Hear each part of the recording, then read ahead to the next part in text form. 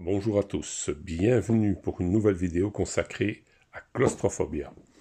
Alors, c'est un jeu que j'avais déjà depuis quelques années, il date de 2009, sa sortie date de 2009, celui-ci n'est plus trouvable qu'uniquement sur occasion, ça vaut entre 50 et 70 euros, ça dépend un petit peu, voilà. Alors, c'est un jeu,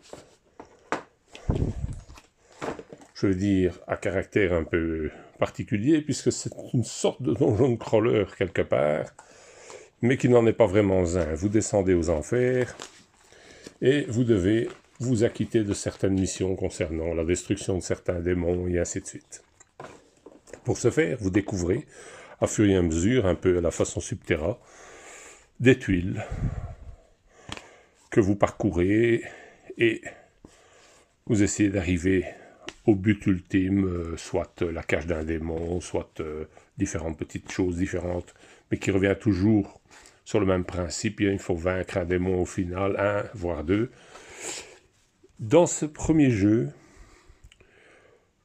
le jeu était plus compliqué que la nouvelle mouture, dans le sens que vous n'aviez pas le choix. Vous lanciez vos dés, c'était hop, les dés vous les aviez pour le tour, point barre.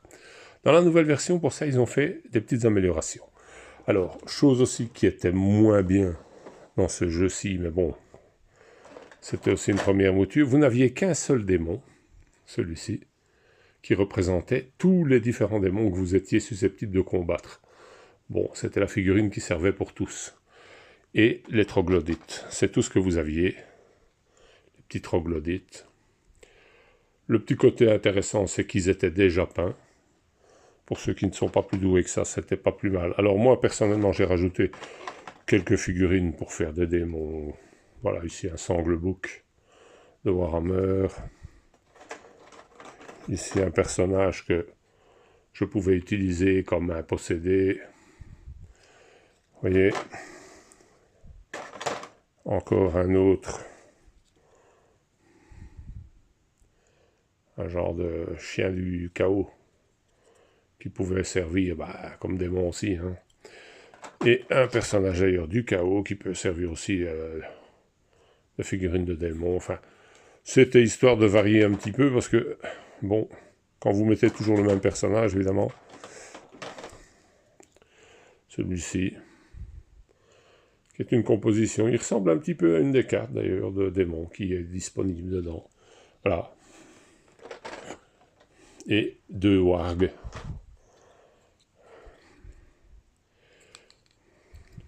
Qui servent également. Donc, pour agrémenter un peu le jeu, pour changer un petit peu. Alors, des tuiles, il y en a 36, avec une iconographie qui explique un petit peu donc ce que ça correspond. Par exemple, ici, le pentacle, voilà, salle du pentacle.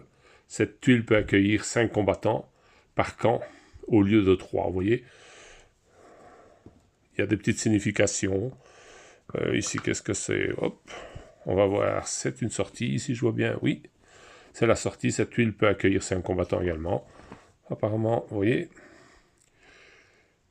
les tuiles font 16 cm sur 16, ça c'est peut-être un peu l'inconvénient du jeu, il prend beaucoup de place. Ça c'est vrai que, bon, quand il faut commencer à installer les tuiles et que ça prend de l'ampleur, c'est vite encombrant. Mais bon, au vu du nombre de figurines qu'il faut mettre dessus et vu la taille des figurines, ils auraient peut-être dû faire une échelle plus petite dans les figurines et après se rabattre sur des tuiles qui auraient fait déjà un tiers en moins. Ça aurait pas été mal, quoi. Mais bon, malgré tout, le matériel est beau, c'est varié. Vous voyez, il y a les différents dés donc qui servent pour les combattants, qui servent également à combattre dans le jeu. Vous avez quelques cartes d'équipement et autres. D'ailleurs, il n'y a pas que des équipements, il y a des... Ah oui, ça c'est de l'équipement. Voilà, vous avez quelques dons avec des dés au-dessus que vous pouvez modifier. Donc, c'est déjà un petit peu, je vais dire, le prémisse du nouveau système qui est quand même mieux. Et voilà ici les démons. Et les démons, bon, vous avez plusieurs types de démons, mais vous n'avez pas les figurines. Vous voyez, celle-là, ça ressemble un peu à celle que j'ai bidouillée. Ça, ce sont les possédés, ce sont les figurines de base. Ça, c'est le gros démon de base. Mais vous voyez, tous ces démons-là, vous ne les avez pas. Et donc, vous devez faire avec quoi, hein. Ça, c'était l'inconvénient du jeu. Il est bien, mais il n'est pas prévu pour jouer en solo, celui-ci. Alors, bon, j'ai réussi à bidouiller un solo avec le système Dante, qui est disponible sur BBG, mais il n'était pas prévu à la base pour celui-ci. Donc, hein, alors ici, le tableau du démon, hein, voilà. Vous voyez, j'ai rajouté quelques petites choses, bien entendu, histoire des pouilles avec des possibilités de récupérer des cartes, différentes sortes de pouilles, hein, des pouilles, je veux dire, des bons et des moins bons, des caisses qui peuvent faire des objectifs.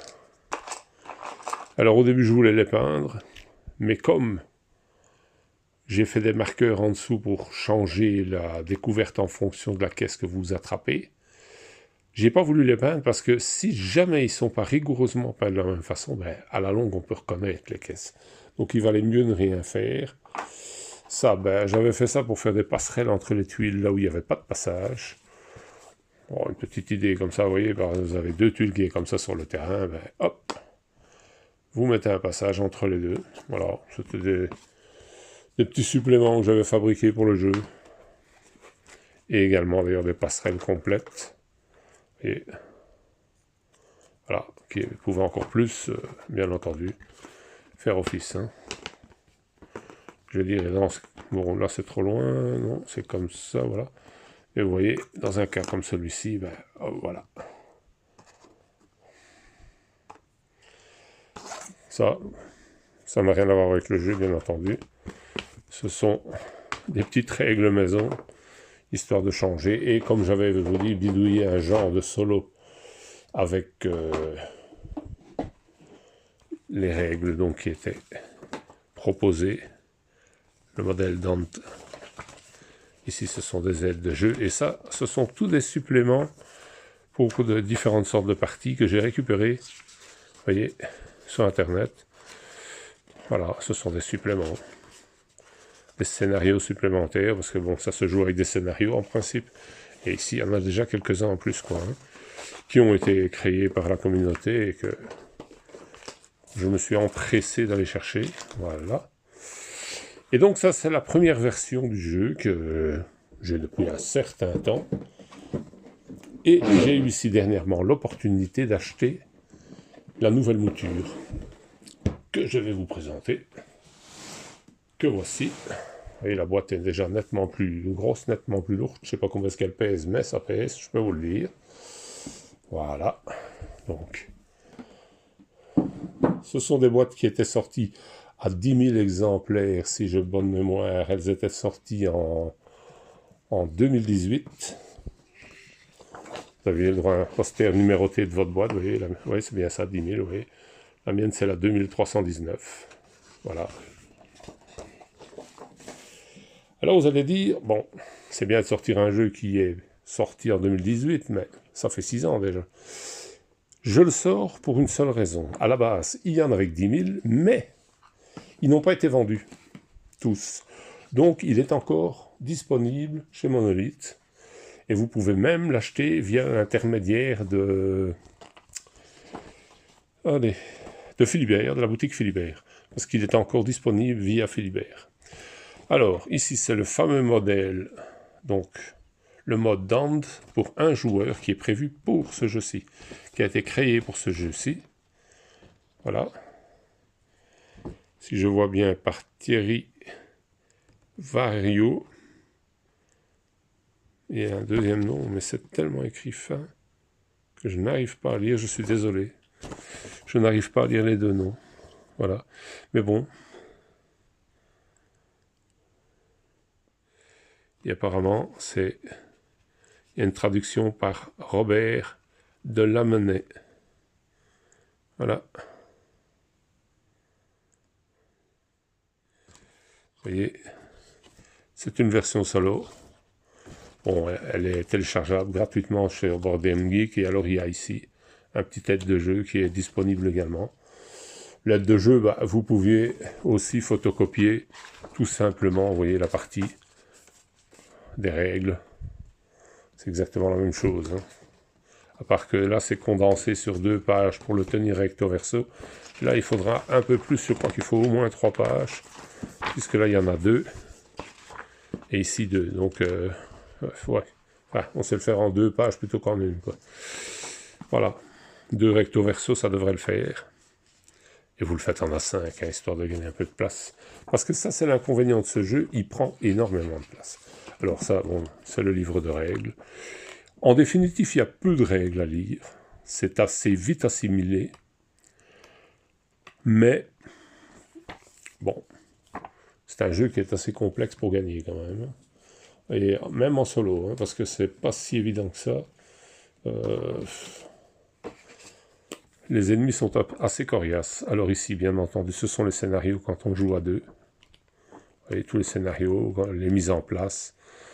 Qu'est-ce qu'il faut mettre en place, quelles tuiles, combien, enfin, tous les scénarios sont...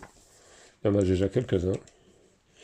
Alors ici, normalement, dans la boîte d'origine, c'était une boîte noire qui était fermée. Bon, la personne qui m'a vendu le jeu ne l'avait plus. C'est la seule chose qui manquait dans son jeu, c'était les 2 boîtes. Il a cru que c'était des cales tuiles, et il les avait jetées parce qu'il trouvait que ça prenait beaucoup de place dans sa boîte. Et comme ça, il tapait tout dans les petits plastiques dessus. Bon, il n'a pas compris le système. Moi, j'ai fait 2 petits inserts à mon habitude. Hein. Je l'ai fait, hop, 16-16, comme ça, elle rentre bien dedans. J'ai fait la même chose de l'autre côté, bien entendu. Pour l'autre moitié des jetons, il y a les différentes cartes, les pions. Ici, ce sont les pions de dégâts. Ce sont des petits crânes, en fait. Voilà, vous voyez. Là, en dessous, vous avez les figurines. Ici, vous avez les différentes cartes du jeu. On va regarder un petit peu. Vous voyez, voilà. Ça, c'est de l'équipement. L'équipement qui est mentionné au départ, quel équipement et dans quelle mesure vous pouviez avoir telle ou telle chose selon les personnages que vous avez et ainsi de suite. Tout est repris dans les scénarios, il n'y a rien d'improvisé. Ici, vous avez les différentes cartes. Je vais retirer ça, j'aurais plus facile. J'ai des gros doigts, ça c'est l'inconvénient. Voilà. Vous avez les cartes donc qui sont au démon, qui permettent de compliquer un peu la vie du frère et des condamnés. Hein. Et ici, vous avez les cartes pour les bons, on va dire ça comme ça, où il y a soit une petite option de jeu. Vous voyez, ce combattant gagne le talent insaisissable, c'est une petite compétence supplémentaire, soit, dans l'autre sens, vous pouvez utiliser le chiffre du dé. En fait, ça remplace votre dé, vous pouvez modifier le jet que vous avez fait. Et bon, potentiellement, ça vous aide un peu l'existence, hein, parce que c'est pas toujours évident. Quand les dés, elles veulent pas, ils veulent pas. Hein. Vous savez ce que c'est. Tous les jeux avec des dés, ou vous avez du bol, ou vous en avez pas. Hein. Si vous n'avez pas de bol, vous êtes mal. Alors, ça, c'est pour le troglodyte coriace. C'est un troglodyte comme dans l'autre jeu. Les petits troglodytes, c'est la base de votre armée. Mais ici, vous en avez un coriace, enfin 2, très exactement, mais vous avez un modèle coriace qui est plus puissant que dans l'autre jeu. Bon, les figurines, je vous les montrerai après. Je vais d'abord un petit peu montrer le matériel. Voilà, donc ici, vous avez des gemmes qui donnent... on va les sortir, on va en sortir 2 au moins. Voilà, donc vous avez... Ça correspond aux points de menace qui permettent de faire rentrer en fait des démons en jeu, et les troglodytes et compagnie, ça représente 1 point de menace, ça représente 3. Voilà. Et donc, vous avez ceci, les petites gemmes. Vous avez les dés à proprement parler. Bon, les dés noirs, ce sont les dés des démons. Les dés blancs, ce sont les dés qui vont pour les combattants humains. Voilà. Ça représente un petit peu leur capacité pour le tour en cours. Ici, ce sont les dés de combat. Bon, ce sont des D6. Hein. Le crâne représente un 6. Un genre de coup critique, si vous voulez. Voilà. Alors, nous avons les tuiles. C'est exactement les mêmes que les autres, un peu mieux faites. Ils sont plus mat et... ils sont un peu plus sophistiqués, je veux dire, que les autres. Mais surtout, ils ont des renseignements supplémentaires. Déjà, dans les coins, vous avez le nombre de figurines de chaque camp qui peut s'y trouver. Donc, en l'occurrence, ici, vous pouvez avoir 3 démons et 3 humains en même temps sur cette tuile. Vous voyez, c'est mentionné 3. Ici, c'est le numéro de la tuile. Je ne sais pas si on le voit. Voilà, vous voyez, c'est le numéro de la tuile. Et le logo ici, ça correspond à une capacité de cette tuile.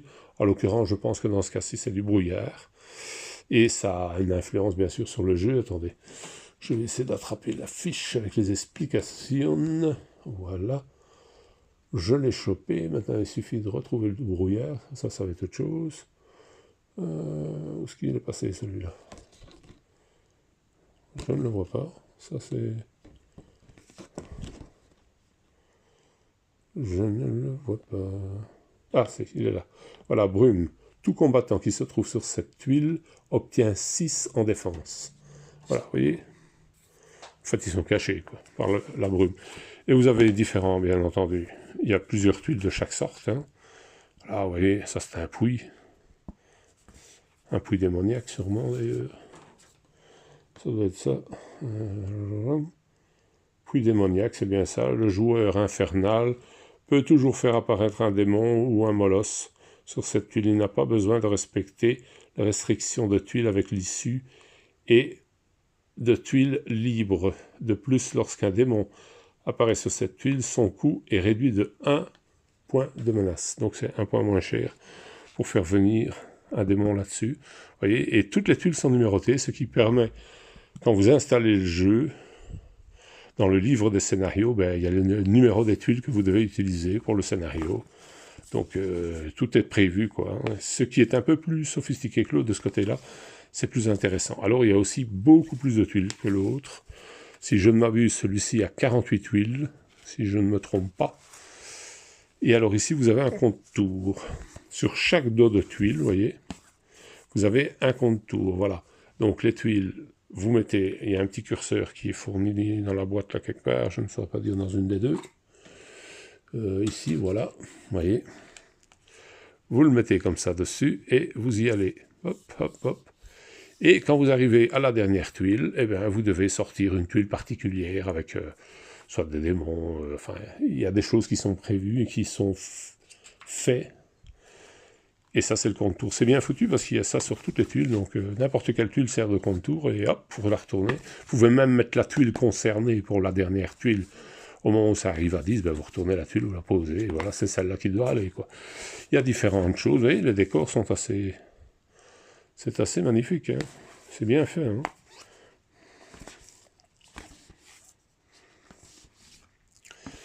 Voilà, donc... Ça, ce sont les tuiles. Nous avons également les plateaux joueurs. Alors, les plateaux joueurs, ça, voilà, je vais faire comme ceci. Pour avoir plus facile, donc vous avez les différents combattants du bien ici. Hein, le frère rédempteur, la gardienne, la fine lame, l'éclaireur condamné, un deuxième éclaireur condamné, mais qui sont différents dans cette boîte-ci. Vous voyez, dans l'autre, vous n'aviez que les mêmes figurines. Ici, c'est pas les mêmes. La brute condamnée et une deuxième brute condamnée. Alors, les plateaux, eh ben, c'est simple. Hein. Ils s'ouvrent pour les bons par au-dessus, par le ciel, en fait. Et pour les démons, par en dessous, par les enfers. Hein. Ici, vous avez l'emplacement pour mettre le dé, donc le petit dé blanc ici. Quand vous jouez, vous pouvez donc lui donner... vous lancez le dé, il y a 6 trucs, hein, où vous mettez le dé là où ça... mettons, ça vous faites 3, vous le mettez sur le 3. Vous avez un choix, bien sûr, puisque vous avez plusieurs combattants. Vous pouvez choisir les dés que vous mettez. Ici, c'est pour mettre les crânes quand vous avez perdu un point de vie, un point de santé, on va dire. Donc, vous perdez la possibilité d'utiliser les stats qui sont à côté. Donc, vous devez bien choisir. Ici, c'est pour ajouter des dons et différentes choses, différentes options. Vous voyez ? Et vous avez bien entendu le choix des personnages, sauf le frère rédempteur qui se retrouve dans toutes les campagnes, puisque c'est le meneur. C'est un petit peu le héros du groupe du bien. Alors là, ce sont les fiches du mal. Vous voyez, il y en a un paquet aussi. Et les fiches du mal, ben, ça fonctionne un petit peu de la même façon. Il y en a encore là en dessous, et du bien aussi. Hein. Mais j'ai séparé pour le rangement, bien sûr. Hein. Ici, donc, vous avez différents démons. Ça, ce sont des fiches démons. Et ça, ce sont des molosses. Non, il y en a deux. Oui, voilà le deuxième là, vous voyez. Alors, vous avez le tableau des molosses. C'est un tableau comme celui-ci, vous voyez, qui s'ouvre par en dessous. Hop. Je vais remettre les dés, ça sera plus facile que de les tenir en main. Voilà. Et vous avez donc les caractéristiques, qu'est-ce qu'il faut faire, le nombre de points de vie. Vous voyez, les différentes petites choses qui font que c'est accessible. Ici, je pense que c'est pour des dons, des suppléments qu'il a. Enfin, il y a différentes choses hein, qui sont prévues en fonction des dés, surtout en fonction des dés que vous lui attribuez et tout ça. Et donc, vous avez deux tableaux comme ceci pour les molosses. Et je vais vous montrer les autres parce qu'ils ne sont pas les mêmes, bien sûr. Voilà, ça, ce sont les deux molosses. Il y en a deux. Le restant, ce sont tous des démons.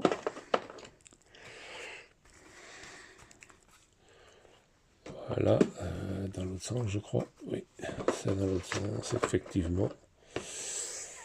Alors, qu'est-ce qu'on va faire? Ben, je vais transvaser les tuiles, ça sera encore plus simple. Vous voyez, vous avez encore toute une flopée de tuiles hein, avec différentes petites choses. Elles sont assez bien faites. Hein. Le côté mat rend les parties plus colorées, plus saillantes. C'est plus beau visuellement que les autres tuiles. Je ne sais pas si ça rend bien à la caméra, mais ça rend mieux que l'autre jeu. Alors l'avantage, bien sûr, c'est que le solo a été prévu pour ce jeu-ci. Donc c'est pour ça que j'ai sauté dessus quand j'ai eu l'occasion ici. Mais je vous dis, il est toujours disponible. Hein. Il n'y a pas de problème. Monolith en a encore en stock et vous savez les avoir par l'intermédiaire donc de Philibert ou directement chez Monolith. Hein, c'est pareil. Voilà, vous voyez, vous avez encore 3 plateaux joueurs. Il y en avait 2 là. Ça vous permet de jouer 5 combattants d'un coup. C'est le maximum que les humains peuvent aligner, mais ils en ont 7 en tout.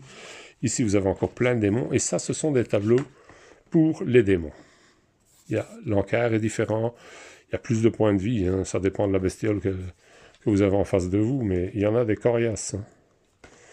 Vous voyez, il y en a des plus ou moins coriaces. Je ne sais pas si ça se voit bien. Oula. Voilà. Voilà, vous voyez celui-là. Ça va faire à ça 10 points de vie. Je vous garantis que vous passez un mauvais quart d'heure. Hein. Là, 3, vous voyez, 3, 4. Il y a différentes valeurs. Alors, bien entendu, c'est comme pour les autres. Je vais remettre ça là. Voilà. On le met par en dessous. Et voilà, donc vous avez, vous voyez, toutes ces caractéristiques qui s'affichent. Et en fait, c'est fait exprès parce qu'il y a un maximum de 2 démons par scénario. Ça, c'est le maximum dans les scénarios. C'est 2 démons en même temps. Et 2 molosses. Donc, ils vous ont fourni les 4 tableaux. Quand ils sont pleins, c'est pas en mettre plus. C'est fait pour. Hein. C'est fait pour ne pas se saturer, parce que ça serait de toute façon impossible. Hein. Si vous sortez, je veux dire, 3-4 démons d'un coup, les démons sont quand même beaucoup plus méchants et plus agressifs que les humains. Hein.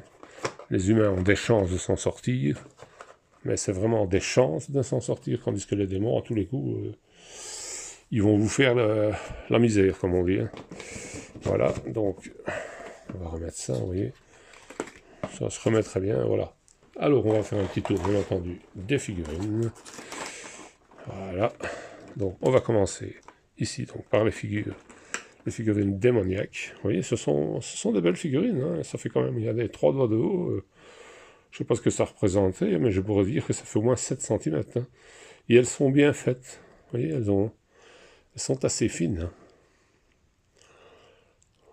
En nettoyant ça comme il faut, bien ébarbé et tout, il y a moyen de faire quelque chose de beau. Hein. J'ai vu sur Internet des figurines qui sont vraiment bien peintes. Hein. Ça a l'air, on dirait, un damné. Vous voyez? Voilà. Bon, ils ont tous un nom, hein. Ça doit être à mon avis aussi un d'année. Mais ils ont des noms particuliers. Enfin, des noms. C'est un grand mot. On dit ce que ça représente. Oui, ils sont pas vilains, hein. C'est particulier. Je ne sais pas si vous voyez bien, il y a un espèce d'homme qui porte. Vous voyez, on voit son bras ici, il est en train de porter cette espèce de limace, on ne sait pas bien ce que c'est. Voilà, celui-ci est très chouette aussi, c'est celui qui est sur le poster. Je ne sais pas si vous avez fait attention. Il est assez sympathique et à peindre, ça doit être quelque chose d'intéressant. Surtout pour ceux qui savent bien peindre. Bon, moi je me débrouille, mais c'est pas... J'avoue que je ne suis pas vraiment le plus doué, hein. Mais bon, en général ça ressemble à quelque chose quand j'ai fini. Voilà, ici c'est la mer, je crois, quelque chose comme ça. Et elle a des œufs en main, on dirait. La mère des troglodytes, elle tient un petit troglodyte, vous voyez, dans sa main. Un bébé troglodyte, à mon avis, elles pondent des œufs avec des troglodytes, je sais pas. Ça doit être ovipère, ces bêtes-là. Et voici donc un genre de spectre en lévitation, on ne sait pas trop ce que c'est. Voilà. Si je touche la lampe, ça va pas le faire. Voilà, vous voyez. Et alors ici, un bestiau entre le chien et l'ours, on ne sait pas trop ce que c'est. Mais on voudrait pas le croiser en rue un soir. Imaginez au coin d'une rue, un soir en pleine nuit, là. Ça doit faire mal. Et puis voilà, le côté massif. Vous voyez, le côté bestiaux assez coriace, hein. Hop. Là, ben, c'est encore un possédé ou quelque chose du genre, hein. Au vu de... C'est entre la momie, on ne sait pas trop bien quoi, et le zombie. Voilà. Ici, c'est une espèce de petite araignée, on sait pas trop, hein. Ce sont des démons, hein. Bon, ils n'ont pas les cotes d'animaux très, très connus, on va dire. Pardon. Alors ici, ce sont les molosses. Les molosses, ils me font penser un petit peu aux chiens des Predators. Dans le film, je ne sais pas si vous voyez un peu de quoi je parle. Dans le film Predator, ils ont des chiens quand ils attaquent sur la planète, là où ils font un genre de chasse. Dans ce film-là, il y a des chiens. Ils ressemblent un peu à ça. Ils ressemblent un peu aux molosses. C'est entre ça et... comment? Et dans Ghostbusters... Vous voyez, voilà. Mais c'est vraiment plus, à mon avis, enfin, je trouve, ça ressemble plus aux molosses des prédateurs. Ils ont vraiment cette allure-là, je trouve. Voilà, donc, hop. Ici, encore un démon, vous voyez, avec un bec en forme de hache.